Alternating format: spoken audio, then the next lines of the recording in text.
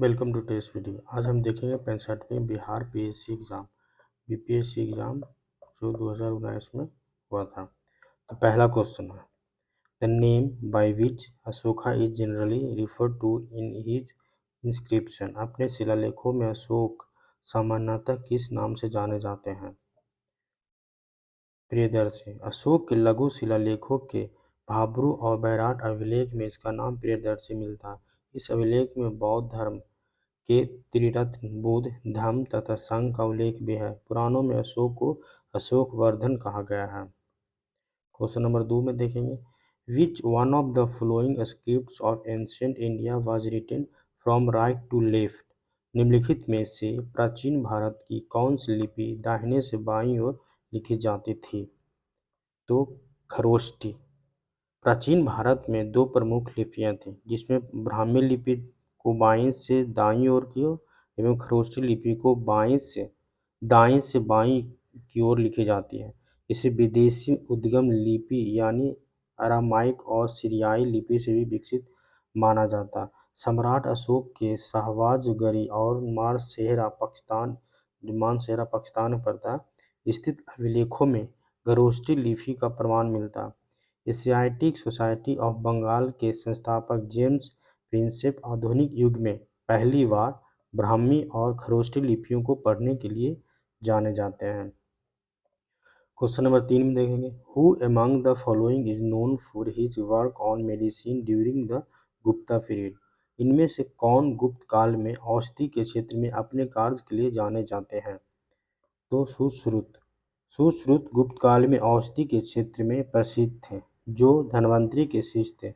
उन्हें father of surgery कहा जाता है। Question number 4, which one of the following ports was in use for the north Indian trade during the Gupta period. निम्नलिखित में से कौन सा बंदरगाह गुप्त काल में उत्तर भारतीय व्यापार के लिए प्रयोग किया जाता था? तो आंसर है ताम्रलिप्ति। गुप्त काल में पूर्वी तट पर ताम्रलिप्ति, घंटासाला, कदूरा आदि प्रमुख बंदरगाह थे। ताम्रलिप्ति बंदरगाह से उत्तर भारत का व्यापार दक्षिण पूर्वी एशिया के देशों के साथ होता था। इसी काल में पश्चिमी तटीय बंदरगाहों में भरौच, चौल, कल्याण, कैम्बे प्रमुख थे। भरौच पश्चिमी भारत का प्रमुख बंदरगाह था, परंतु आयोग ने विकल्प ई को सही माना है, यानी कोई नहीं। क्वेश्चन नंबर 5 में देखें, विच दिल्ली सल्तनत build maximum number of canals. Delhi के किस सुल्तान ने सबसे ज़्यादा नहरों का निर्माण किया था? फिरोज शाह तुगलक ने। दिल्ली के सुल्तान फिरोज शाह तुगलक ने सबसे ज़्यादा नहरों का निर्माण करवाया था। सिंचाई की सुविधा में लिए इसने 5 बड़ी नहरों का निर्माण कराया तथा हक ए सरब नामक सिंचाई कर लाया। Question number 6, Yusuf Shah Chak, the last Muslim ruler of Kashmir valley who was exiled to Bihar by the Mughal empire Akbar was buried in. Kashmir घाटी के अंतिम मुस्लिम शासक यूसुफ शाह चाक, जिन्हें मुगल सम्राट अकबर द्वारा बिहार से निर्वासित किया गया था, दफन है कहाँ पर? दिल्ली, नालंदा में। कश्मीर के अंतिम मुस्लिम शासक यूसुफ शाह चक को बिहार के नालंदा जिले में दफनाया गया था। उल्लेखनीय है कि इन्हें मुगल शासक अकबर द्वारा कश्मीर से निर्वासित करने और मृत्यु के उपरांत यहीं दफनाया गया था। क्वेश्चन नंबर 7 को देखेंगे, Mughal painting reached it's zenith under. Mughal चित्रकला किसके नेतृत्व में अपने शीर्ष बिंदु पर थी? जहांगीर। मुगल चित्रकला जहांगीर के शासनकाल में अपने चरमोत्कर्ष पर थी। इस काल के प्रमुख चित्रकार अब्दुल हसन नादिर उज जमा एवं उस्ताद मंसूर नादिर उल अस्र थे। उस्ताद मंसूर पक्षी विशेषज्ञ चित्रकार, जबकि अब्दुल हसन व्यक्ति चित्रकार में कुशल थे। क्वेश्चन नंबर 8 में देखेंगे, in medieval India why was mansabdari system introduce. मध्यकालीन भारत में मनसबदारी व्यवस्था क्यों लागू की गई थी? आंसर, सैनिकों की सुगमता से भर्ती हेतु। क्वेश्चन एक्सप्लेनेशन देखते हैं। मध्यकालीन भारत में अकबर द्वारा मनसबदारी व्यवस्था प्रशासन तंत्र को सुदृढ़ करने हेतु अपनाई गई थी। मनसबदारी व्यवस्था मुगल सैन्य व्यवस्था का मूल आधार थे। इससे सेना में सैनिकों की सुगमता से भर्ती की जाती थी। क्वेश्चन नंबर 9, हु इस्टाब्लिश आस्था प्रधान, अष्टप्रधान का गठन किसने किया था? शिवाजी जी ने। शिवाजी को परामर्श देने के लिए 8 मंत्रियों की एक परिषद थी जिसे अष्टप्रधान कहा जाता था। इसमें पेशवा, अमात्य, मंत्री, सचिव, सुमंत, सेनापति, पंडित राव एवं न्यायाधीश पर शामिल थे। Question number 10, who used Hooghly as a base for piracy in the Bay of Bengal? Bengal की खाड़ी में समुद्री डकैती हेतु हुगली का उपयोग कौन करता है? पुर्तगाल। पुर्तगाली पुर्तगीज बंगाल की खाड़ी में समुद्री डकैती हेतु हुगली का प्रयोग करते थे। यहाँ पर उन्होंने अकबर की अनुमति से एक कारखाने को स्थापित किया हुआ था जो पुर्तगालियों का प्रमुख केंद्र माना जाता था। भारत आने वाली वाणिज्यिक कंपनियों में पुर्तगीज प्रथम थे। प्रथम पुर्तगीज तथा प्रथम यूरोपीय यात्री वास्को डी गामा गुजराती पथ प्रदर्शक अब्दुल मनिक की सहायता से 1498 में कालीकट भारत के समुद्र तट पर उतरे। भारत में प्रथम पुर्तगाली वायसराय फ्रांसिस्को डी अल्मीडा ने टर्की, गुजरात, मिस्र की संयुक्त सेना को पराजित कर द्वीप पर अधिकार कर लिया। द्वीप पर अधिकार के पश्चात पुर्तगाली हिंद महासागर में सबसे अधिक शक्तिशाली माने गए। Question number 11, the system under which the peasant himself owns the land and is responsible for payment of land revenue to the government is known as? वह प्रथा जिसके तहत किसान स्वयं भूमि का मालिक होता है और सरकार को भू राजस्व के भुगतान के लिए जिम्मेदार मानता है। रैयतवाड़ी प्रथा। रैयतवाड़ी व्यवस्था में भूमि का मालिक पंजीकृत भूमिदार अथवा किसान का माना गया था और किसान भू राजस्व की अदायगी हेतु स्वयं उत्तरदायी होता था। इस व्यवस्था को टॉमस मुनरो एवं कैप्टन रीड ने लागू किया। सर्वप्रथम इसे 12 महल जिले में लागू किया गया। इसमें अंतर्गत कुल ब्रिटिश भारत का 51% क्षेत्र आता था। Question number 12, under whose leadership was suppression of thugs achieved? ठगों का उन्मूलन किसके नेतृत्व में हुआ था? Captain Sleeman. Lord William Bentinck ने 1829 ईस्वी में ठगी समाप्त कर दिया और कर्नल स्लीमन की मदद से ठगों का भी उन्मूलन कर दिया। उल्लेखनीय है कि बेंटिंक के समय में ठगों का देशव्यापी एक गुप्त संगठन बन गया था। वे देश भर में घुमा करते थे और भोले भाले यात्रियों का गला घोंटकर हत्या कर दिया करते थे तथा उनका सारा माल लूट लेता था। Question number 13, the viceroy who followed aggressive policy towards Afghanistan was? Afghanistan के प्रति आक्रमण नीति किस वायसराय ने अपनाई थी? लॉर्ड लिटन ने। 1862 ईस्वी से 1872 ईस्वी तक ब्रिटिश भारत सरकार ने अफगानिस्तान के प्रति तटस्थता की नीति का पालन किया। लॉर्ड लिटन के आते ही अग्रामी नीति अपनाई गई तथा अमीर शेर अली को शर्तें मानने के लिए राजी कर दिया गया, परंतु परिस्थितियां बदलने पर लॉर्ड लिटन ने अफगानिस्तान के विरुद्ध 21 नवंबर 1878 को युद्ध की घोषणा कर दी। क्वेश्चन नंबर 14 में देखेंगे, who establish the servants of India society? Bharat सेवक समाज की स्थापना किसने की थी? Gopal Krishna Gokhale.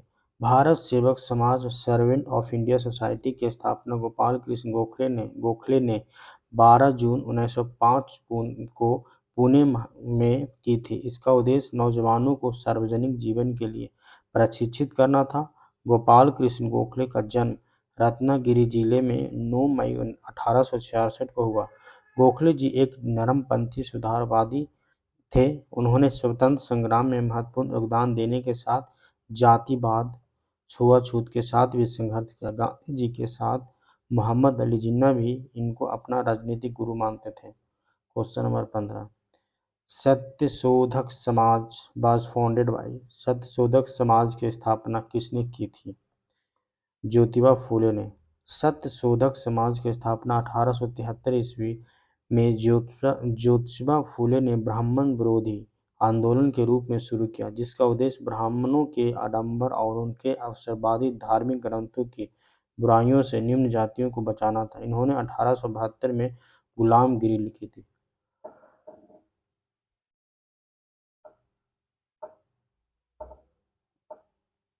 Question number 16, who was the first satyagrahi of the individual satyagraha movement? व्यक्तिगत सत्याग्रह आंदोलन के प्रथम सत्याग्रही कौन थे? विनोबा भावे।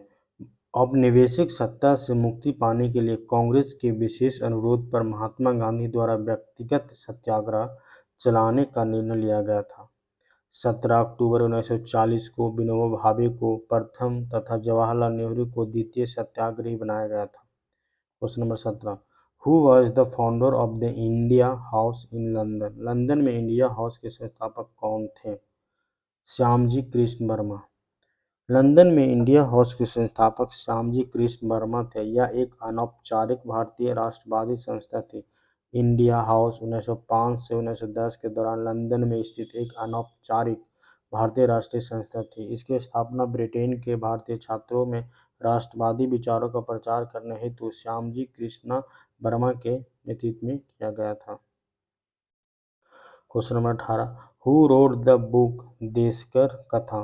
देशिकर कथा पुस्तक किसने लिखी थी? सखाराम गणेश देवस्कर ने। देशेर कथा पुस्तक सखाराम गणेश देवस्कर ने लिखी थी। इस पुस्तक में उन्होंने ब्रिटिश भारत में गरीबी और यातना की दशा का चित्रण किया है। Question number 9, who was the founder of the Indian national Congress? भारतीय राष्ट्रीय कांग्रेस के संस्थापक कौन थे? एओहुम। भारतीय राष्ट्रीय कांग्रेस की स्थापना बम्बई में 28 दिसंबर 1885 को एलन ऑक्टेवियन ह्यूम द्वारा की गई, जिसके अध्यक्ष व्योमेश चंद्र बनर्जी थे, जिसमें 72 प्रतिनिधियों ने भाग लिया। 1885 में ह्यूम भारतीय राष्ट्रीय कांग्रेस के महामंत्री नियुक्त हुए तथा इस पद पर 1906 तक कार्य किया। 1912 में मृत्यु के बाद कांग्रेस ने इन्हें अपना जन्मदाता पिता घोषित किया। Question number 20, who said Swaraj is my birth right and I shall have it? Swaraj मेरा जन्मसिद्ध अधिकार है और मैं इसे लेकर रहूंगा। किसने कहा था? बाल गंगाधर तिलक। मई 1917 को बाल गंगाधर तिलक ने नासिक में होम रूल लीग की पहली वर्षगांठ के दौरान अपने पत्र मराठा व केसरी के माध्यम से अपने होम रूल की अवधारणा को स्पष्ट किया। तिलक के अनुसार स्वराज से उनका तात्पर्य ब्रिटिश नौकरशाही की जगह ब्रिटिश साम्राज्य के अंतर्गत भारतीय जनता के प्रति उत्तरदायी शासन था। इन्होंने पूरे देश का दौरा करके स्वराज के लिए जनमत तैयार करने का प्रयास किया और नारा दिया, स्वराज मेरा जन्मसिद्ध अधिकार है और मैं इसे लेकर रहूंगा। क्वेश्चन नंबर 21 में देखेंगे, Rabindranath Tagore gave up his knighthood because of? Rabindranath Tagore ने अपनी नाइटहुड उपाधि किस कारण त्याग दी थी?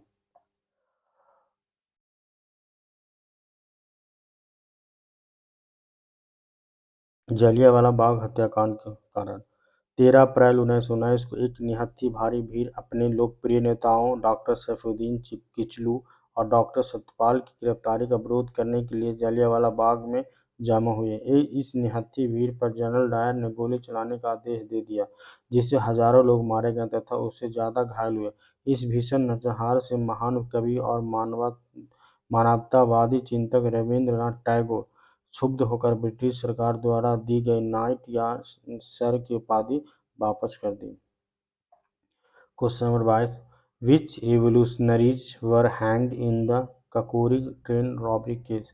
काकोरी ट्रेन डकैती कांड में किन क्रांतिकारियों को फांसी की सजा दी गई थी?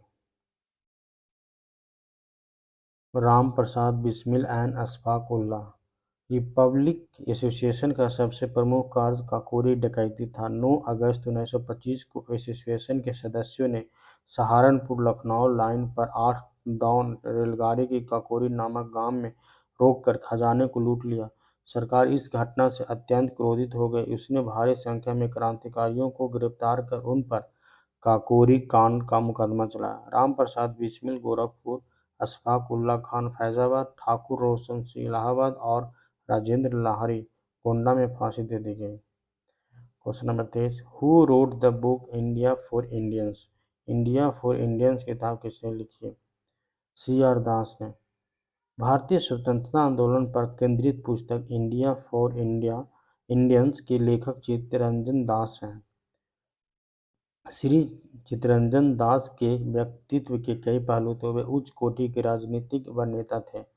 वह बांग्ला भाषा के अच्छे कवि व पत्रकार भी थे। बंगाल की जनता इनके कवि रूप का बहुत आदर करती थी।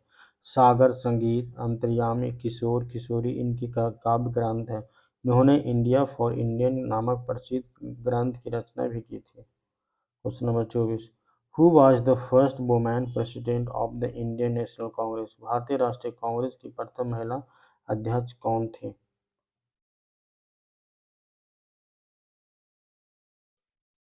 Shrimati Annie Besant.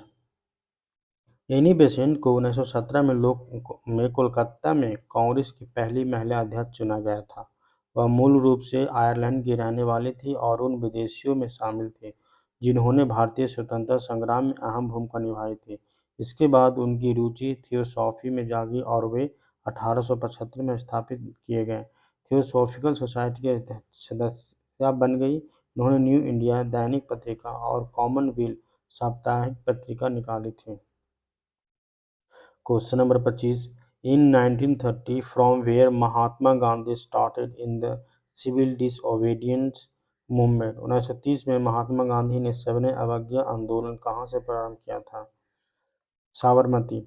सन 1930 में गांधी जी ने सविनय अवज्ञा आंदोलन के प्रारंभ के प्रतीक के रूप में दांडी मार्च किया। मार्च 1930 में साबरमती आश्रम से लगभग 375 किलोमीटर दूर गुजरात के नवसारी जिले में दांडी गांव पहुंचे तथा नमक बनाकर कानून को तोड़ा। अतः महात्मा गांधी ने सविनय अवज्ञा आंदोलन का औपचारिक प्रारंभ दांडी से किया था। Question number 26, the Sarabandi campaign of 1922 was held by? Sarabandi आंदोलन 1922 किसके नेतृत्व से प्रारंभ हुआ? सरदार वल्लभ भाई पटेल। सरदार वल्लभ भाई पटेल के द्वारा 1922 में साराबंदी आंदोलन का नेतृत्व किया गया। इस आंदोलन के तहत किसानों ने कर न देने का फैसला किया। Question number 27, who was the president of the Indian national Congress at the time of partition of India? Bharat के विभाजन के समय भारतीय राष्ट्रीय कांग्रेस का अध्यक्ष कौन था? जेबी कृपलानी। स्वतंत्रता प्राप्ति के समय भारतीय राष्ट्रीय कांग्रेस के अध्यक्ष आचार्य जेबी कृपलानी थे। नवंबर 1947 ईस्वी में इन्होंने अध्यक्ष पद से इस्तीफा दे दिया था। इनके बाद डॉक्टर राजेंद्र प्रसाद अध्यक्ष बने। मौलाना अबुल कलाम आज़ाद वर्ष 1940-46 तक लगातार 6 वर्षों तक भारतीय राष्ट्रीय कांग्रेस के अध्यक्ष रहे थे। Question number 28, the hills situated close to Kanyakumari are? Kanyakumari से सटी पहाड़ियाँ हैं। कार्डमम पहाड़ियाँ। कन्याकुमारी से सटी पहाड़ियों कार्डमम पहाड़ियाँ हैं। कार्डमम पहाड़ी अन्नामलाई के दक्षिण में स्थित है जो इलायची की खेती के लिए प्रसिद्ध है। Question number 29, among the following tributaries which one is the part of Ganga river basin? निम्नलिखित में से गंगा नदी घाटी का भाग कौन सी नदी है? उत्तरी कोयल। उत्तरी कोयल गंगा नदी की घाटी की उपनदी है। अन्य नदियाँ गंगा नदी की घाटी की उपनदी नहीं है। Question number 30, coral reefs are not found in which one of the following regions? निम्नलिखित में से किस क्षेत्र में प्रवाल भित्ति नहीं पाई जाती है? कैम्बी की खाड़ी। भारत में प्रवाल भित्तियां कच्छ की खाड़ी, मन्नार की खाड़ी, लक्षद्वीप और अंडमान निकोबार द्वीप समूह में पाई जाती है जबकि कैम्बी की खाड़ी में नहीं पाई जाती है। क्वेश्चन नंबर 31 में देखेंगे, which one of the following pairs of tribe and state is not matched? निम्नलिखित में से जनजाति और राज्य की कौन सी जोड़ी सही नहीं है? टोडा केरल। टोडा तमिलनाडु की नीलगिरी व उटकमंड पहाड़ियों में निवास करने वाले जनजाति है। इसका संबंध भूमध्य सागरीय प्रजाति से है जिसमें बहुपति विवाह, प्रथा प्रचलित है।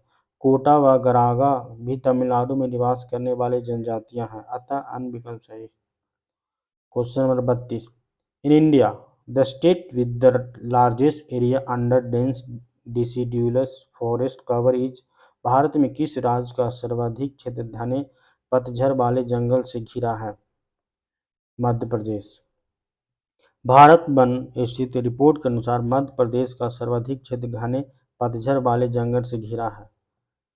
ISFR 2021 में अनुसार यहाँ 94,869 वर्ग किलोमीटर क्षेत्र पर वन है। ISFR 2021 के अनुसार सर्वाधिक वनावरण वाले राज्य मध्य प्रदेश, उसके बाद अरुणाचल प्रदेश, छत्तीसगढ़, उड़ीसा है। Question number 33। Which one of the following hills does not have T plantations. निम्नलिखित में से किस पहाड़ी पर चाय बागान नहीं है? गिरनार। निम्न विकल्पों में से गिरनार को चाय बागान के रूप में नहीं जाना जाता क्योंकि गिरनार एक धार्मिक स्थान या जैनों का प्रसिद्ध स्थल है। गिरनार जो जैन एवं हिंदू धर्मावलंबियों दोनों के लिए एक महत्वपूर्ण तीर्थ है, जबकि अन्य तीनों विकल्पों को चाय बागान के रूप में जाना जाता। कानन देवन इडुक्की केरल में स्थित एक चाय उत्पादक क्षेत्र है। Question number 34। Which one of the following countries is the largest country without borders in terms of geographical area? निम्नलिखित में से कौन सा देश भौगोलिक क्षेत्र की दृष्टि से सीमा रहित सबसे बड़ा देश है? जापान देश के भौगोलिक क्षेत्र की दृष्टि से सीमा रहित सबसे बड़ा देश है। यह एक द्वीपीय राष्ट्र है जो पूर्व एशिया में स्थित है। इसमें प्रमुख द्वीप होन्शु, होक्काइडो, क्यूशू एवं शिकोकू है। Question number 35। The country which has the longest north-south latitudinal extension of its territory is। सर्वाधिक उत्तरी दक्षिणी अक्षांशीय लंबाई वाली सीमा वाला देश है चिली। सर्वाधिक उत्तरी दक्षिणी अक्षांशीय लंबाई वाली सीमा वाली देश चिली है। Question number 36। Among the following countries, which one is the largest producer of saffron in the world? निम्नलिखित में से कौन सा देश विश्व का सबसे अधिक केसर उत्पादन करने वाला देश है? ईरान। ईरान विश्व का सबसे अधिक केसर उत्पादन करने वाला देश है। ईरान विश्व का लगभग 90% केसर का उत्पादन करता है। पूरे विश्व में लगभग 300 टन प्रति वर्ष केसर का उत्पादन होता है, परंतु देश ईरान, भारत, स्पेन, ग्रीस प्रमुख देश हैं। ईरान में होता है, भारत में, स्पेन में, ग्रीस में। Which one of the following countries is the largest producer of uranium in the world? निम्नलिखित में से कौन सा देश विश्व का सबसे अधिक यूरेनियम उत्पादन करने वाला देश है? Kazakhstan. World uranium mining production 2022 के अनुसार विश्व में सर्वाधिक यूरेनियम का उत्पादन कजाकिस्तान करता है। इसके पश्चात नामीबिया, कनाडा एवं ऑस्ट्रेलिया का स्थान आता है। Question number 38। Which one of the following countries has the highest number of island? निम्नलिखित में से किस देश में सबसे अधिक संख्या में द्वीप हैं? इंडोनेशिया में। इंडोनेशिया विश्व का सबसे अधिक द्वीपों वाला देश है। इंडोनेशिया विश्व का सबसे अधिक द्वीपों वाला देश कहा जाता है। यहाँ पर लगभग 13,000 से अधिक द्वीप पाए जाते हैं, जिनमें से मात्र 6,000 द्वीप रहने योग्य हैं। Question number 39। Among the following religious groups, which one has recorded the highest percentage of illiteracy rate as per the 2011 census? 2011 की जनगणना के अनुसार निम्नलिखित में से किस धार्मिक समूह में सर्वाधिक साक्षरता दर प्रतिशत दर्ज की गई है? जैन। 2011 के अनुसार जैन धार्मिक समूह में सर्वाधिक साक्षरता दर दर्ज की गई है। जैन 94.96%, ईसाई 84.5%, बौद्ध 81.3%, सिख 75.4%, हिंदू 73.3%, मुस्लिम 68.5%, कुल साक्षरता 73%। Question number 40। Which one of the following constitutional remedies is also known as postmortem? निम्नलिखित संवैधानिक उपचारों में से किसे पोस्टमार्टम भी कहा जाता है? अधिकार परीक्षा, अनुच्छेद 32 के तहत उपबंधित संवैधानिक उपचारों का अधिकार एक महत्वपूर्ण मूल अधिकार है जिसे डॉक्टर पी. आर. अम्बेडकर ने संविधान का हृदय व आत्मा कहा है, जिसके अंतर्गत जब किसी व्यक्ति के मूल अधिकार का उल्लंघन होता है तो वह उपचार के लिए उच्चतम न्यायालय की शरण ले सकता है। मूल अधिकारों को परिवर्तित कराने के लिए उच्चतम न्यायालय को अनुच्छेद 32(2) के तहत निम्न 5 रिट जारी करने की शक्ति है: बंदी प्रत्यक्षीकरण, परमादेश, प्रतिमेय उत्प्रेषण, अधिकार परीक्षा। अधिकार परीक्षा को पोस्टमार्टम भी कहा जाता है। Question number 41, which one of the following statements is correct regarding parliamentary form of government? सरकार की संसदीय व्यवस्था के विषय में निम्नलिखित में से कौन सा वक्तव्य सही है? भारत में संसदीय शासन व्यवस्था को अपनाया गया है। संसदीय शासन व्यवस्था भारत में है। संसदीय प्रणाली में विधायिका और कार्यपालिका का अलग अलग होना संभव नहीं है, क्योंकि संसदीय शासन प्रणाली उत्तरदायित्व के सिद्धांत के आधार पर काम करती है। सरकार का कोई भी अंग निरंकुश न हो जाए, इसलिए संविधान में रोकथाम की व्यवस्था की गई है। इसी उद्देश्य से कार्यपालिका को व्यवस्थापिका के प्रति उत्तरदायी बनाया गया है, अर्थात विधायिका और कार्यपालिका एक दूसरे से स्वतंत्र नहीं है। इसके अतिरिक्त विधायिका तथा कार्यपालिका के मनमानी पूर्ण कृत्यों के ऊपर नियंत्रण के लिए न्यायपालिका को यह शक्ति दी गई है कि वह इनके संविधान के विरुद्ध कार्यों को अविधिमान्य घोषित करके उन्हें अपनी सीमा में कार्य करने के लिए बाध्य करे। नोट: संविधान के अनुच्छेद 79 में संसद के गठन की बात की गई है, जिसके 3 अंग हैं: राष्ट्रपति, Lok Sabha, Rajya Sabha. Question number 42, which one of the following characteristic is not true for unitary form of government? निम्नलिखित में विशेषताओं में से केंद्रीय शासन व्यवस्था के लिए कौन सी सही नहीं है? बड़े देशों के लिए आदर्श। केंद्रीय शासन व्यवस्था यूनिटरी फॉर्म ऑफ गवर्नमेंट या एकात्मक शासन व्यवस्था छोटे देशों के लिए ज़्यादा उपयुक्त शासन व्यवस्था होती है, जबकि संघात्मक शासन व्यवस्था बड़े देशों के लिए आदर्श शासन व्यवस्था होती है, क्योंकि यहाँ पर संविधान के अनुसार केंद्र और राज्यों के मध्य शक्तियों तथा उत्तरदायित्वों का स्पष्ट विभाजन सुनिश्चित किया जाता है। Question number 43, which one of the following Indian states has the largest number of members in the state legislature? निम्नलिखित भारतीय राज्यों में से किसकी राज्य विधानसभा में सदस्यों की संख्या अधिक है? हिमाचल प्रदेश। हिमाचल प्रदेश में कुल विधानसभा सीटों की संख्या 68 है, जबकि अरुणाचल प्रदेश, मणिपुर तथा मेघालय के लिए 60 सीटें आवंटित की गई हैं। संविधान के अनुच्छेद 170 के अनुसार प्रत्येक राज्य की विधानसभा अधिकतम 500 सदस्यों व न्यूनतम 60 सदस्यों से मिलकर बनेगी। Question number 44, which of the following was constituted under the Panchayati Raj system?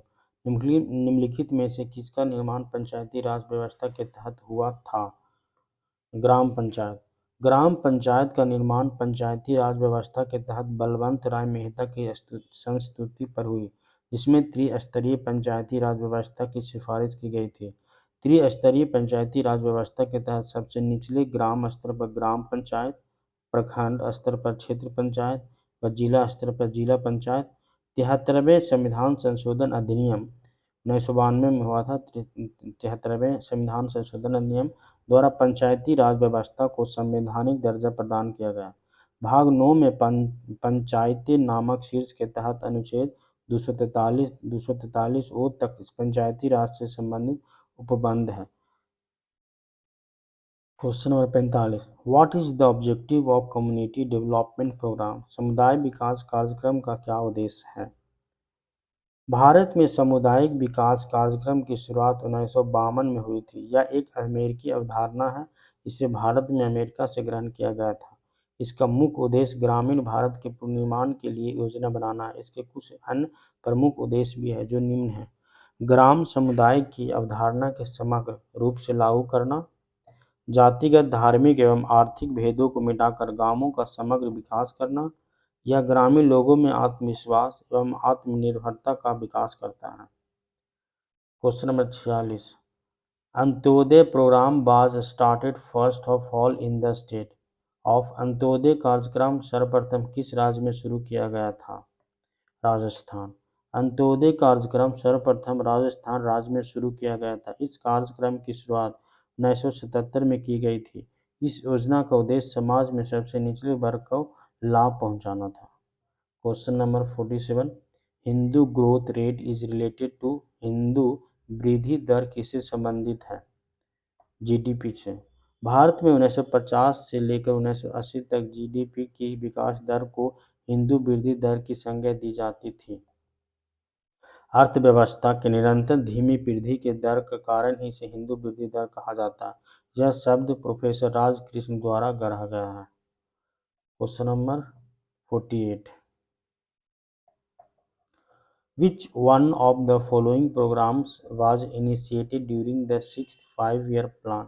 छठी पंचवर्षीय योजना के दौरान निम्नलिखित में से कौन सा कार्यक्रम शुरू किया गया था? एकीकृत ग्रामीण विकास। छठी पंचवर्षीय योजना के दौरान एकीकृत ग्रामीण विकास कार्यक्रम शुरू किया गया था। इस योजना का मुख्य उद्देश्य ग्रामीण इलाकों में गरीबी, बेरोजगारी को दूर करके आर्थिक स्थिति को सुधारना है। Question number 49, who determines the minimum support price in India? Bharat में न्यूनतम समर्थन मूल्य का निर्धारण कौन करता है? कृषि लागत एवं मूल्य आयोग। भारत में न्यूनतम समर्थन मूल्य का निर्धारण कृषि लागत एवं मूल्य आयोग करता है, जबकि इसकी घोषणा केंद्र सरकार करती है। कृषि लागत और मूल्य आयोग 22 अनिवार्य फसलों के लिए एमएसपी और गन्ने के लिए उचित और लाभकारी मूल्य की सिफारिश करता है। Question number 50, in the physical year 2018-19 the total foreign exchange reserves are, वित्तीय वर्ष 2018-19 में कुल विदेशी मुद्रा प्रारक्षित भंडार में है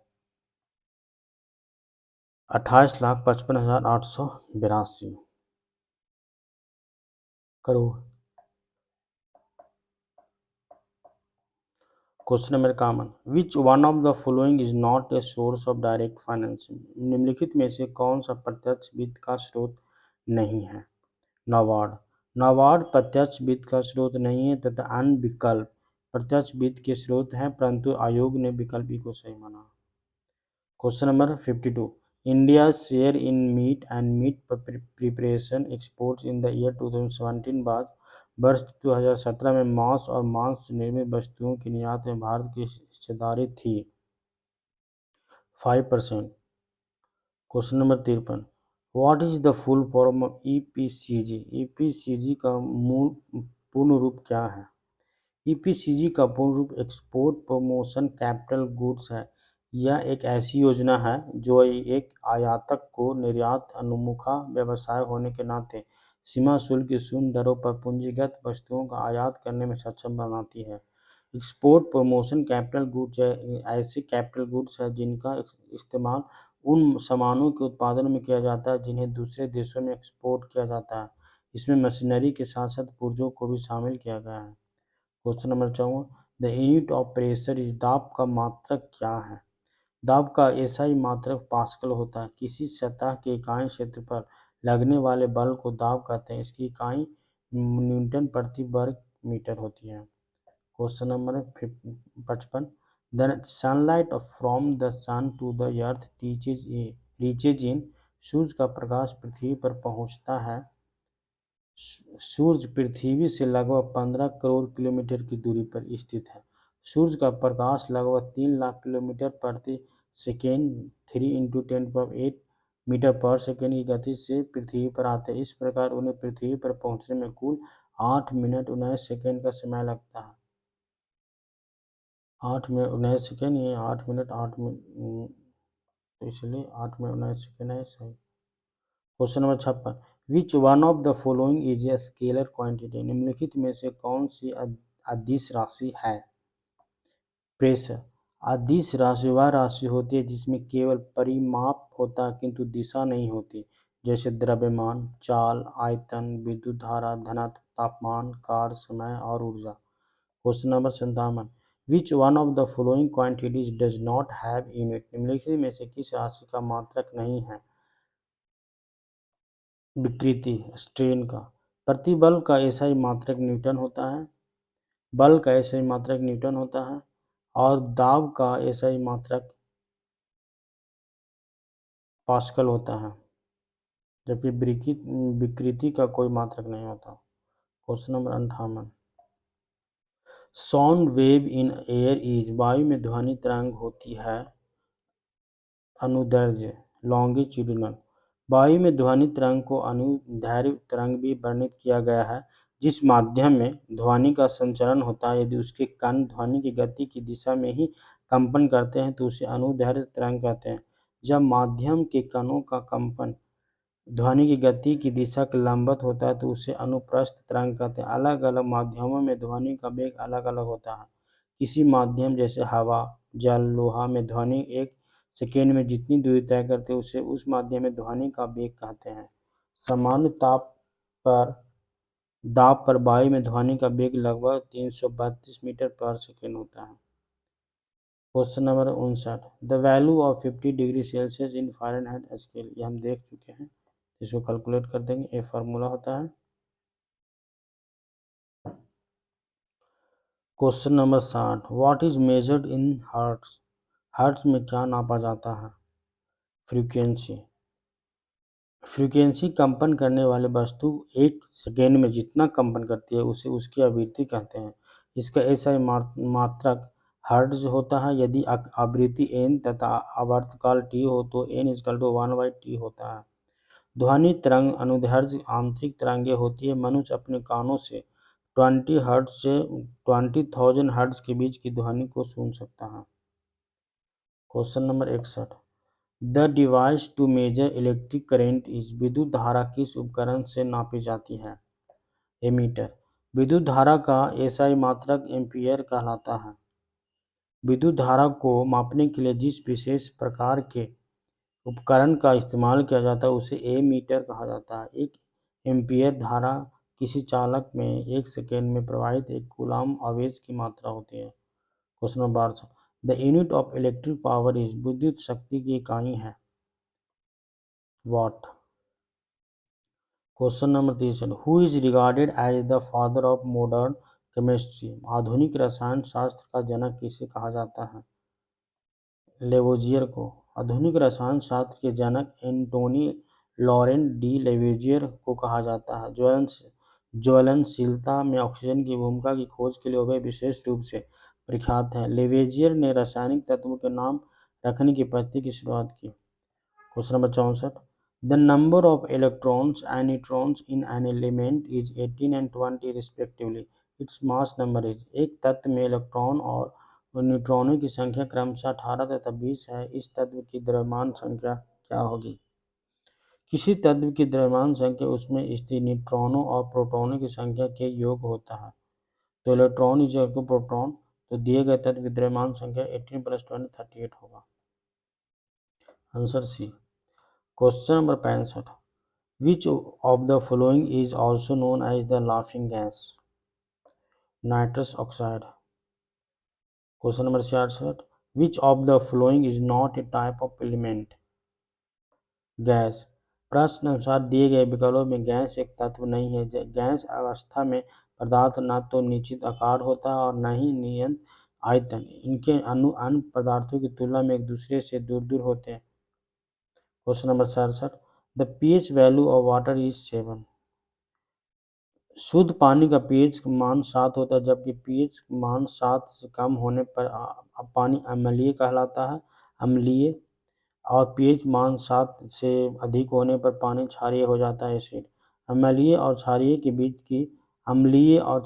बीच की स्थिति को उदासीन माना जाता है, जिसका सामान्यतः pH का मान 7 होता है। Question number 68। Oxygen is absent in, oxygen अनुपस्थित होती है केरोसिन में। सामान्यतः लगभग सभी वस्तुओं में ऑक्सीजन उपलब्ध होता है, किंतु केरोसिन में ऑक्सीजन उपस्थित नहीं होता है। Question number 69। What is the formula of glucose, glucose का सूत्र क्या है? C6H12O6। ग्लूकोज का सूत्र C6H12O6 है। ग्लूकोज सबसे सरल कार्बोहाइड्रेट है। यह स्वाद में मीठा होता है तथा सजीवों की कोशिकाओं के लिए ऊर्जा का सर्व प्रमुख स्रोत है। यह पौधों के फलों जैसे काजू, अंगूर व अन्य फलों में, जड़ों जैसे चुकंदर की जड़ों में, तनों में जैसे गन्ने में पाई जाती है। Question number 70। What is the bond order of CO group? CO समूह का आवंध क्रम क्या है? बॉन्ड ऑर्डर को यौगिक में परमाणुओं के बीच बनने वाले बॉन्ड की संख्या के रूप में परिभाषित किया गया है। CO में कुल 14 इलेक्ट्रॉन हैं, जिसमें बॉन्डिंग इलेक्ट्रॉन 10 तथा एंटी बॉन्डिंग इलेक्ट्रॉन 4 है। CO का समूह बॉन्ड ऑर्डर बॉन्डिंग इलेक्ट्रॉनों की संख्या माइनस एंटी बॉन्डिंग इलेक्ट्रॉनों की संख्या बाई 2 ये फार्मूला है। Equal to 10 minus 4 by 2 equal to 6 by 2 3। तो CO का समूह का बॉन्ड ऑर्डर 3 है। Question number 71, the by product of photosynthesis is प्रकाश संश्लेषण का उपोत्पादक है O2। प्रकाश संश्लेषण का उत्पाद शर्करा C6H12O6 है, जबकि इसका उपोत्पाद ऑक्सीजन O2 है। प्रकाश संश्लेषण एक उपापचयी प्रक्रिया जिसमें पादप कार्बन डाइऑक्साइड, जल तथा सूर्य के प्रकाश से पर्णहरित के द्वारा अपने भोजन का निर्माण करते हैं। Question number 72, the book the origin of species was written by. पुस्तक द ऑरिजिन ऑफ स्पीसीज किसके द्वारा लिखी गई है? डार्विन के द्वारा। द ओरिजिन ऑफ स्पीसीज पुस्तक चार्ल्स डार्विन द्वारा लिखी गई है। चार्ल्स डार्विन का मत था कि प्रकृति क्रमिक परिवर्तन द्वारा अपना विकास करती है। डार्विन को मानव इतिहास का सबसे बड़ा वैज्ञानिक माना जाता है। Question number 73, solar energy is converted into ATP इन। सौर ऊर्जा ATP में बदलती है क्लोरोप्लास्ट में। सौर ऊर्जा का ATP में बदलना क्लोरोप्लास्ट के अंदर उपस्थित ग्रैना में होती है। ग्रैना में क्लोरोफिल पाया जाता है। इस दौरान पाइप प्रकाश ऊर्जा को रासायनिक ऊर्जा में बदलते हैं। Question number 74, the study of bones is done under the branch of science called. हड्डियों की पढ़ाई विज्ञान की किस शाखा के अंतर्गत होती है? ऑस्टियोलॉजी। हड्डियों की पढ़ाई विज्ञान की ऑस्टियोलॉजी शाखा के अंतर्गत की जाती है। हड्डी फाइबर मैट्रिक्स से बना ठोस सरंध्र मजबूत संयोगी ऊतक है जो शरीर को आकार प्रदान करता है तथा मस्तिष्क, फेफड़ों आदि जैसे महत्वपूर्ण अंगों की सुरक्षा करता है। Question number 75, which of the following does not have any enzyme in its cells. निम्नलिखित में से किसकी कोशिकाओं में कोई एंजाइम नहीं होता है? वायरस अकोशिकीय अति सूक्ष्म जीव है या केवल जीवित कोशिका में ही वृद्धि करता है। विषाणुओं को सजीव एवं निर्जीव के बीच करीब माना जाता है, क्योंकि ये जीवित कोशिकाओं के बाहर मृत होते हैं परंतु सजीव के अंदर जाते हैं जीवित हो जाते हैं। विषाणुओं में सामान्यतः एंजाइम अनुपस्थित होता है, किंतु कुछ विषाणु जैसे रेट्रोवायरस में एंजाइम पाया जाता है। यन विकल्प शैवाल जीवाणु लाइकेन में भी एंजाइम उपस्थित होता है। अतः स्पष्ट है कि उपर्युक्त सभी विकल्पों में एंजाइम की उपस्थिति के कारण सही उत्तर ये है। Question number 76, in which organ of the humans body are the lymphocytes form. मनुष्य के शरीर के किस अंग में लिम्फोसाइट का निर्माण होता है? अग्नाशय। मनुष्य के अस्थि मज्जा में लिम्फोसाइट का निर्माण होता है। लिम्फोसाइट श्वेत रक्त कोशिका का एक प्रकार है जो शरीर की प्रतिरक्षा प्रणाली में महत्वपूर्ण स्थान रखता है। क्वेश्चन नंबर 77 में देखेंगे, विच of the following hormones contains iodine. निम्नलिखित में से किस हार्मोन में आयोडीन मिली होती है? थायरॉक्सिन। थायरॉक्सिन हार्मोन में आयोडीन मिली होती है। यह हार्मोन थायराइड ग्रंथि में पाई जाती है। आयोडीन की कमी से घेंगा रोग होता है। Question number 78, AIDS is caused by. AIDS किसके कारण होता है? विषाणु के कारण। AIDS acquired immuno deficiency syndrome एक प्राणघातक रोग है जिससे शरीर की प्रतिरक्षी क्षमता अत्यंत प्रभावित होती है। इस रोग का कारण HIV human immuno deficiency virus नामक विषाणु है।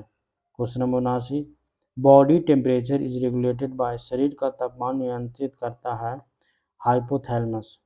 हाइपोथैलेमस या अर्ध सचेतक मस्तिष्क का एक विभाग है। इसका सबसे महत्वपूर्ण कार्य पीयूष ग्रंथि के माध्यम से तंत्रिका का तंत्र को अंतःस्रावी तंत्र के साथ जोड़ने से है, जिससे हमारे शरीर का तापमान मस्तिष्क में स्थित हाइपोथैलेमस के द्वारा नियंत्रित किया जाता है। रक्तदाब, जल में उपापचय, पसीने, गुस्सा, खुशी आदि भी इसी से नियंत्रित होता है। Question number 80, natural rubber is a polymer of. प्रकृति रबर किसका बहुलक है? आइसोप्रीन का। प्राकृतिक रबर आइसोप्रीन का बहुलक है जो उष्णकटिबंधीय रबर के पेड़ में दुविधा तरल लेटेक्स के रूप में पाया जाता है। प्राकृतिक रबर काफ़ी मुलायम होता है। इसे कठोर बनाने के लिए इसमें कार्बन मिलाया जाता है, तब इसका प्रयोग ट्यूब, टायर आदि बनाने में किया जाता है। Question number 81, the interaction between algae and fungi to form lichen is called. शैवाल और कवक के मिलने से लाइकेन बनता है, जिसे कहते हैं म्यूचुअलिज्म। शैवाल और कवक के मिलने से लाइकेन बनता है, इसे सहोकारिता म्यूचुअलिज्म कहते हैं। इसमें एक जीव दूसरे जीवों के साथ सहजीवी संबंध में रहते हैं, जिसमें दोनों जीवों को लाभ पहुंचता है। लाइकेन प्रदूषण संकेतक के रूप में कार्य करते हैं। Question number 82, the actual location और place where an organism lives is called. जहाँ जीव रहता है उस सटीक जगह को क्या कहते हैं? आवास वह भौतिक पर्यावरण है जिसमें कोई जीव रहता है। प्रत्येक जीव को अपनी उत्तरजीविता के लिए विशिष्ट वस्तुओं की आवश्यकता होती है, और यह जीव उस स्थान पर रहता है जहाँ पर्यावरण के द्वारा इन आवश्यकताओं की पूर्ति होती है। जबकि निकेत वह स्थान होता है जहाँ जीव अपने जीवीय संबंधों एवं भौतिक पर्यावरण में रहता है। यह पर्यावरण उसके विशिष्ट संरचनात्मक अनुकूलों, शरीर क्रियात्मक समायोजनों तथा विकसित व्यवहार परक प्रतिरूपों से निर्धारित होती है। अतः स्पष्ट है कि आयोग ने इस प्रश्न का उत्तर दे रखा। Question number 83, the main component green house gases is. Green house gases के मुख्य घटक। ग्रीन हाउस गैसेज के मुख्य घटकों में carbon dioxide, methane, nitrous oxide, chlorofluorocarbon, hydrofluorocarbon, sulphur hexafluoride SF6 और नाइट्रोजन ट्राइफ्लोराइड शामिल है। क्वेश्चन नंबर 84, इन बिहार कृषि Kumbh Mela 2019 was held in. Bihar में कृषि कुंभ मेला 2019 कहाँ आयोजित हुआ? मोतिहारी में। बिहार में कृषि कुंभ मेला 2019 का आयोजन मोतिहारी गांधी मैदान में किया गया था। मोतिहारी पूर्वी चंपारण जिले का मुख्यालय है। कृषि कुंभ मेले का उद्देश्य कृषि में आधुनिक तकनीकों और विविधीकरण को विकसित कर किसानों का आय को दुगना करना एवं बीज से बाजार तक मजबूत बुनियादी ढांचा तैयार करना है। Question number 85, as per the census 2011 the child sex ratio in Bihar was. जनगणना 2011 के अनुसार बिहार में बाल लिंग अनुपात था 1935। बिहार का कुल लिंग अनुपात 2011 की जनगणना के अनुसार 1918 है। अब बाल लिंगानुपात 1935। Question number 86, the growth rate of the tertiary sector in Bihar during the year 2017-18 बार। वर्ष 2017-18 के दौरान बिहार में तृतीयक क्षेत्र की विकास दर थी 14.6%। वर्ष 2017-18 के दौरान बिहार में तृतीयक क्षेत्र की विकास दर 14.6% थी। बिहार राज्य के 14वें आर्थिक सर्वेक्षण 2019-20 रिपोर्ट के अनुसार वर्ष 2018-19 में वृद्धि दर स्थिर मूल्य पर 10.53% और वर्तमान मूल्य पर 15.01% रही। Question number 87, the gross state domestic product GSDP of Bihar at current prices in the year 2017-18 was. वर्ष 2017-18 में मौजूदा कीमतों पर बिहार राज्य का सकल राज्य घरेलू उत्पाद था 4,87,628। Question number 88, who held the salt satyagraha in Bhagalpur. Bhagalpur में नमक सत्याग्रह का नेतृत्व किसने किया था? महादेव लाल सराफ। भागलपुर में नमक सत्याग्रह का नेतृत्व महादेव लाल सराफ ने किया था। भागलपुर के महादेव लाल महत्वपूर्ण स्वतंत्रता सेनानियों में से एक थे। इन्होंने वर्ष 1930 में भागलपुर में नमक सत्याग्रह को संचालित किया था। ये गांधी जी के विचारों से अत्यधिक प्रभावित हुए थे। Question number 89, who led the Ambari satyagraha in 1939 in Bihar. सन 1939 में बिहार में अंबारी सत्याग्रह का नेतृत्व किसने किया था? राहुल सांकृत्यायन ने। महापंडित राहुल सांकृत्यायन हिंदी के एक प्रमुख साहित्यकार थे, जिन्होंने बिहार में अंबारी सत्याग्रह का नेतृत्व किया था। इस सत्याग्रह के दौरान उन्हें झूठे मुकदमे में फंसाकर जेल भेज दिया गया था। Question number 90, who was the editor of search light newspaper इन बिहार? बिहार में सर्च लाइट समाचार पत्र के संस्थापक कौन थे? सर्च लाइट का प्रकाशन 1918 में द्विसाप्ताहिक अखबार के रूप में शुरू हुआ था। 1920 में यह त्रि-साप्ताहिक तथा 1930 में दैनिक रूप से छपने लगा। सर्च लाइट के पहले संपादक सैयद हैदर हुसैन एवं दूसरे महेश्वर प्रसाद थे। उसके बाद CSR सोमयाजुलू व एस रंगाययर भी बारी बारी से संपादक बने। Question number 91, who form the Bihar socialist party इन 1931? सन 1931 में बिहार समाजवादी पार्टी का गठन किसने किया था? फूलन प्रसाद वर्मा द्वारा किया गया था। जुलाई 1931 में बिहार समाजवादी पार्टी की स्थापना जयप्रकाश नारायण, फूलन प्रसाद वर्मा व कुछ अन्य लोगों ने मिलकर किया था। इस पार्टी की स्थापना का मुख्य उद्देश्य यह था कि देश की आर्थिक विकास की प्रक्रिया राज्य द्वारा नियंत्रित हो तथा राजाओं और जमींदारों का उन्मूलन बिना मुआवजा के किया जाए। Question number 92, what is the significance of Bihar Diwas that is celebrated on March 22 every year? Bihar Diwas का क्या महत्व है जो हर साल 22 मार्च को मनाया जाता है? 1912 में बिहार के बंगाल प्रेसिडेंसी से अलग होने को याद के लिए। Question number 93, which one of the following state was never granted the special category status by the central government? Bihar. निम्नलिखित में से किस राज्य को केंद्र सरकार द्वारा विशेष श्रेणी दर्जा कभी प्रदान नहीं किया गया? बिहार को विशेष श्रेणी राज्य का दर्जा कभी भी प्रदान नहीं किया गया। इसका प्रावधान संविधान में नहीं है, बल्कि केंद्र सरकार द्वारा संसाधनों के मामले में पिछड़े हुए राज्यों को दिया जाता है। वर्तमान में केंद्र द्वारा 11 हिमालयी व पर्वतीय राज्यों को विशेष श्रेणी राज्य का दर्जा दिया गया है। Question number 94, what is the tagline of Bihar state tourism development corporation? Bihar राज्य पर्यटन विकास निगम की टैगलाइन क्या है? ब्लिसफुल बिहार। बिहार राज्य पर्यटन विकास निगम की टैगलाइन है ब्लिसफुल बिहार। अभियान वर्ष 2005 में शुरू किया गया था। Question number 95, who held the 1857 revolt in Bihar? Bihar में 1857 के विद्रोह का नेतृत्व किसने किया था? कुंवर सिंह के द्वारा। Question number 96, who led cultivators in Bihar during the non cooperation movement? असहयोग आंदोलन के दौरान बिहार में कृषकों का नेतृत्व किसने किया था? असहयोग आंदोलन के दौरान स्वामी विद्यानंद के नेतृत्व में बिहार के कृषकों ने जमींदारों के खिलाफ आंदोलन किया था। राजकुमार शुक्ल का संबंध चंपारण सत्याग्रह से रहा। Question number 97, who is consider as the creator of modern Bihar? आधुनिक बिहार का निर्माता किसे माना जाता है? सच्चिदानंद सिन्हा को। सच्चिदानंद सिन्हा को आधुनिक बिहार का निर्माता कहा जाता है।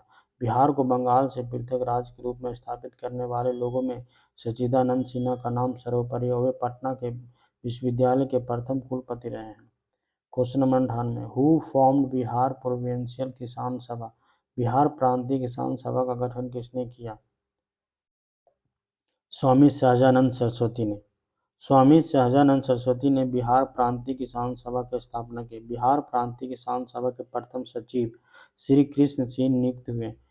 इस सभा के निम्नलिखित उद्देश्य थे: जमींदारी व्यवस्था को खत्म करना, भू राजस्व कम करना, ऋण को संस्थागत बनाना।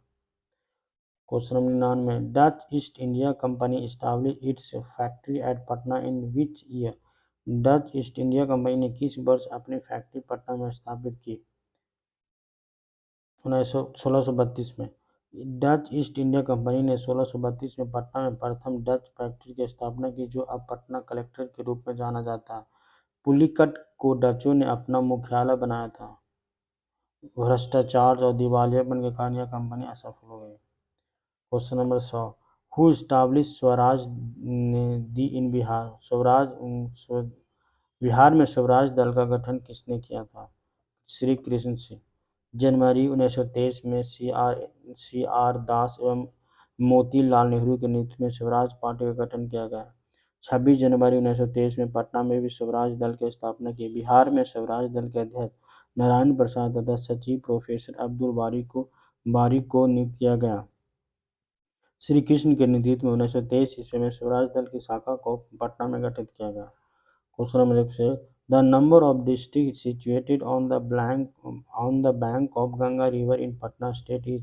बिहार राज्य में गंगा किनारे स्थित जिलों की संख्या कितनी है? 12। बिहार राज्य में गंगा नदी के किनारे 12 जिले बसे हैं। ये निम्नतम बक्सर, भोजपुर, सारण, वैशाली, पटना, समस्तीपुर, बेगूसराय, मुंगेर, खगड़िया, कटिहार, भागलपुर, लखीसराय हैं। Question number 102 which one of the following wild life sanctuaries is situated in Munger district of Bihar. निम्नलिखित में से कौन सा वन जीव अभयारण्य बिहार के मुंगेर जिले में स्थित है? भीमबंध। भीमबंध वन्य जीव अभयारण्य की स्थापना 1976 में बिहार के मुंगेर जिले में की गई थी। यह 681.99 वर्ग किलोमीटर क्षेत्र में फैला हुआ है। Question number 103 the district of Bihar which has recorded the highest sex ratio as per the 2011 census is. 2011 की जनगणना के अनुसार बिहार के किस जिले में सर्वोच्च लिंग अनुपात दर्ज किया गया है? 2011 की जनगणना के अनुसार बिहार के गोपालगंज 1021 जिले में 1021 गोपालगंज जिले में सर्वोच्च लिंग अनुपात दर्ज किया गया है, जबकि न्यूनतम लिंगानुपात वाला जिला मुंगेर है। Question number 104 Among the following district which one has larger area under dense deciduous forest cover। निम्नलिखित में से कौन सा जिला सबसे अधिक घने पतझड़ वाले वन क्षेत्र से घिरा हुआ है? पश्चिमी चंपारण। बिहार में आर्द्र पर्णपाती एवं शुष्क पर्णपाती वन पाए जाते हैं। आर्द्र पर्णपाती वन अधिक घने पतझड़ वाला वन क्षेत्र है, जहाँ 120 सेंटीमीटर से 200 सेंटीमीटर के मध्य औसत बारिश वर्षा होती है। यह वन मुख्यतः पश्चिमी चंपारण, सहरसा, पूर्णिया, अररिया एवं किशनगंज जिलों में पाई जाती है। 120 सेंटीमीटर से कम वर्षा वाले क्षेत्रों में शुष्क पर्णपाती वन पाए जाते हैं। ये वन कम घने होते हैं और पतझड़ की अवधि लंबी होती है। इस प्रकार के वन कैमूर, रोहतास, गया, औरंगाबाद आदि में पाए जाते हैं। Question number 105 the district of Bihar which has a longer length of Ganga river is. Bihar के किस जिले में गंगा नदी सबसे लंबी है? पटना। बिहार के पटना जिले में गंगा नदी सबसे लंबी है। पटना का पूर्व से पश्चिम विस्तार अधिक है। Question number 106 which district of Bihar has recorded the highest density of population per square kilometre as per the 2011 census. 2011 की जनगणना के अनुसार बिहार के किस जिले में सर्वोच्च घनी आबादी प्रति वर्ग किलोमीटर दर्ज की गई है? शिवहर। 2011 की जनगणना के अनुसार बिहार राज्य में सबसे अधिक जनसंख्या घनत्व वाला जिला शिवहर है तथा सबसे कम जनसंख्या घनत्व वाला जिला कैमूर है। बिहार राज्य का जनसंख्या घनत्व 1106 है। Question number 107 which one of the following district does not have Dharwad geological formation. निम्नलिखित में से कौन सा जिला धारवाड़ भू-स्तरीय रचना वाला नहीं है? रोहतास। बिहार में संरचनात्मक दृष्टिकोण से प्री कैम्ब्रियन कल्प से लेकर चतुर्थ कल्प तक की चट्टानें पाई जाती हैं। प्री कैम्ब्रियन कल्प की धारवाड़ और विंध्य चट्टानों की संरचना बिहार के दक्षिणी पूर्वी पठारी भाग में पाई जाती है, जैसे मुंगेर, जमुई, नवादा, राजगीर, बिहार शरीफ, बोधगया आदि। विंध्य संरचना बिहार के दक्षिणी पश्चिमी भाग में पाई जाती है। इसका विस्तार सोन नदी के उत्तर में रोहतास और कैमूर जिले में है। मैथ है, मैथ को देखेंगे मैथ सेक्शन में। फिर उसके बाद आ जाता है करेंट अफेयर्स।